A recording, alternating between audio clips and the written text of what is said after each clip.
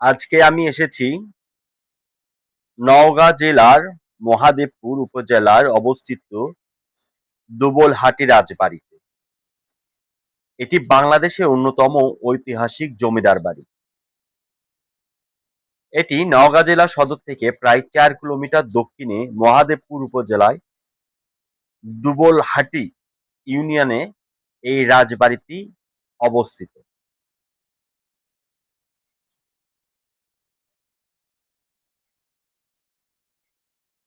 এই রাজবাড়িতে আমি ফ্রন্ট সাইডটা দেখানোর চেষ্টা করছি, শুরুর অংশটা। আমি আপনাদেরকে পুরা রাজবাড়ি ঘুরিয়ে দেখাবো। আপনারা আমার পাশেই থাকবেন, সঙ্গেই থাকবেন।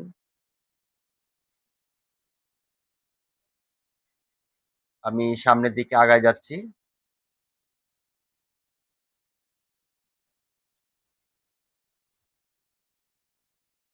এই ভবনটির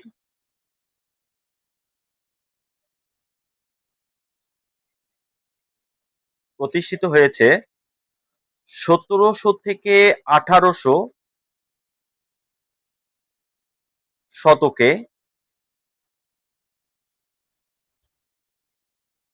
জমিদার রঘুনাথ মশাই এই রাজবাড়ি গোড়াবর্তন করে বলে ধারণা করা হয়।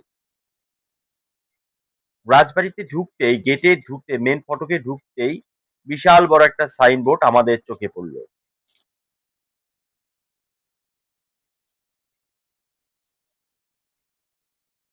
এই রাজবাড়ি ভবনটা অনেক বড়। রাজবাড়িতে ঢুকতে যে গেট ব্যবহার করা হচ্ছে, এই গেটে ঢুকতে দেখি ছাদ থেকে পানি পড়ছে। ছাদ থেকে পানি পড়ছে এবং কি মেঝেও খুব ভেজা ছিল। আমি দেখানোর চেষ্টা করছি ছাদের যে অংশ থেকে পানি পড়ছিল। পানি পড়তে পড়তে কিন্তু ওইটুকু কিন্তু শ্যাওলা পড়ে গেছে, সবুজ হয়ে গেছে, এবং কি এই ফ্লোরে কিন্তু অনেক পানি। এই পানিটা আসলে কোথায় থেকে আসছে আমিও জানি না। ভিতরে ঢুকতে দেখি অনেক মানুষের আনাগোনা এখানে। পর্যটক, আমরা যদিও সকালবেলা গিয়েছিলাম এখানে, আমরা পর্যটকের ভালোই আনাগোনা দেখলাম। আর যদি বিকাল বেলা হইতো তাহলে তো মনে হয় ঢোকাই আমাদের জন্য কষ্টদায়ক হয়ে যেত। আমি আমার টিমের সঙ্গে পরিচয় করে দিই সবার সঙ্গে। এটা হচ্ছে আমাদের আলামিন ভাই, শ্রদ্ধেয় বড় ভাই। ইনি আমাদের সঙ্গে গিয়েছে। আরো কিছু বড় ভাই আছে, আমি তাদের সঙ্গে পরিচয় করে দিচ্ছি। ইনি আমাদের শ্রদ্ধেয় বড় ভাই রিপন ভাই, ইনি শ্রদ্ধেয় বড় ভাই বাদশা ভাই। আর নওগাঁর ছেলের সঙ্গে আমি পরিচয় করে দিই। এর বাসা নওগাঁতেই। এর নাম হ্যাপি। আমার বন্ধুর মামা হয়, আমাদেরও মামা। আমরা বন্ধুর মতো মিশি আর কি। এবং কি আমাদের বন্ধুও কিন্তু গিয়েছে এখানে, নাম শাওন।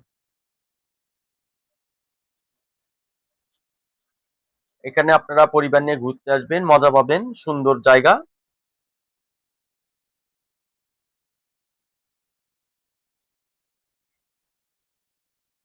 দোতলা বিশিষ্ট এই ভবনটি। সামনে যে এই বাগানটা, এটা বাগান ছিল আগে আসলে। বাগানটার কোনো প্রকার পরিচর্যা নেই, এবং কি বাগানের যে অরিজিনালি যে গাছগুলো ছিল সেগুলো সব আহ হয়তো কেটে নিয়ে গেছে, আমি জানি না যদিও। কিন্তু বাগানের অবস্থাটা খুব একটা ভালো না। এটা আমাদের টিম, ফুল টিম এটা আমাদের।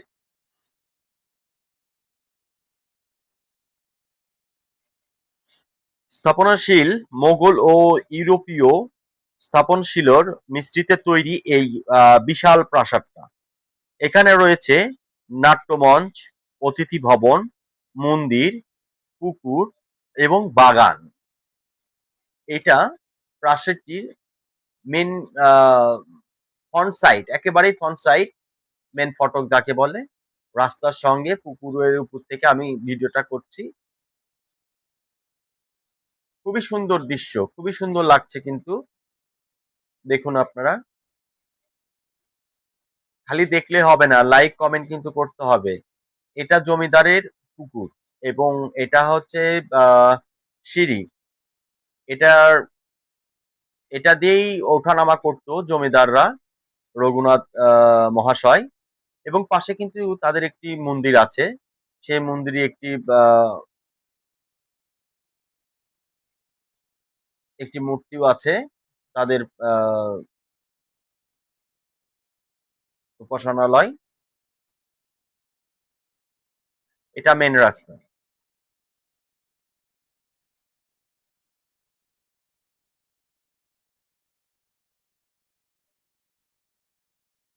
বর্তমান ভবনটির অবস্থা খুব একটা ভালো না।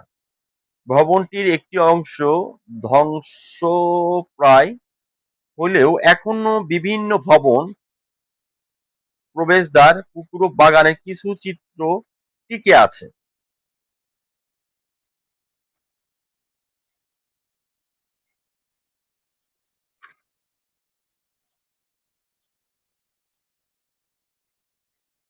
এই দুবলহাটির রাজবাড়ির সামনে কিছু খাবারের দোকানও আছে, বাচ্চাদের কিছু খেলনা দোকানও আছে। আপনারা চাইলে এখানে থেকে পানি, কোল্ড ড্রিঙ্কস ইত্যাদি খাইতে পারেন, এবং কি ছোট ছোট বাচ্চাদের সোনামণিদের জন্য পাশে কিছু খেলনাও রয়েছে। আপনারা চাইলে স্মৃতিস্বরূপ হিসেবে এখান থেকে কিছু কেনাকাটা করতে পারেন।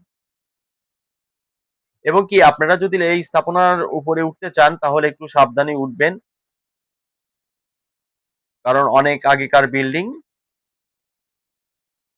কোথায় বিল্ডিং এর কোন অবস্থায় রয়েছে আমরা কেউ আসলে জানি না। কাজেই সাবধানতা অবলম্বন করাই ভালো। দেখুন ছাদের উপর, বিল্ডিং এ যে ছাদ, মানে দরজা জানালা তো নেই, এবং কি বিল্ডিং এ যে ছাদ আছে সেটাও ঘাস, ছোট ছোট গাছ দিয়ে ভরে গিয়েছে।